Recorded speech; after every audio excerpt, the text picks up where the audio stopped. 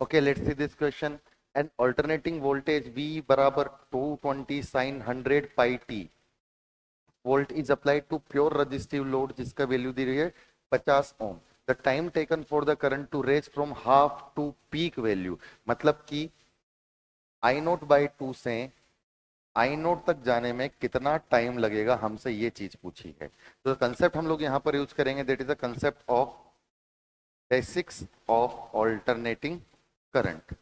ठीक है, हम ऐसा मान लेते हैं कि मान लीजिए करंट को जीरो से लेकर मैक्सिमम वैल्यू तक जाने में टाइम लग रहा है कुछ तो T1. तो हम करंट की इक्वेशन, बेसिक इक्वेशन लिखें तो I बराबर I note sine omega T.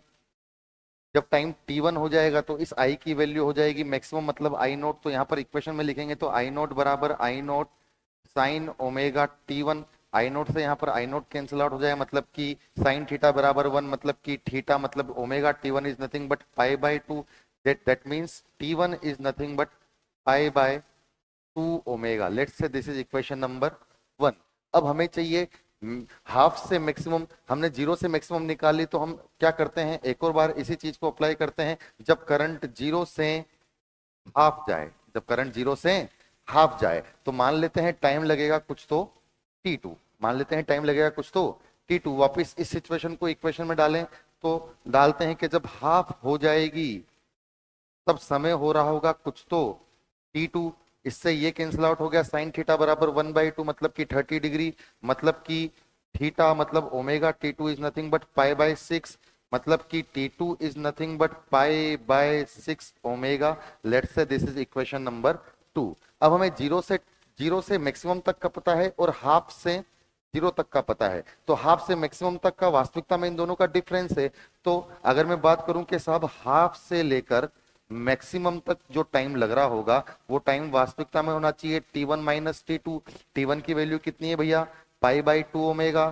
तो pi by 2 omega minus pi by 6 omega. अगर मैं इसमें से एलसीएम ले लूं तो यहां पर हो जाएगा ये कितना, 3 माइनस 1 मतलब कि 3 पाई बाय 6 ओमेगा. मतलब कितना हो जाएगा, अगर मैं सही एलसीएम ले रहा हूं, मतलब कि यहाँ पर ये 3 है और यहाँ पर ये 6 है, मतलब कि पाई बाय 2 ओमेगा, मतलब कि पाई बाय 2 ओमेगा.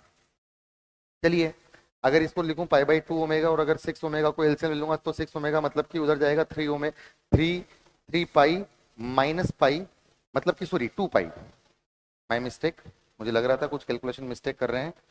2 पाई, तो 2 पाई मतलब कि ये कितना हो जाएगा 3 ओमेगा. So pi by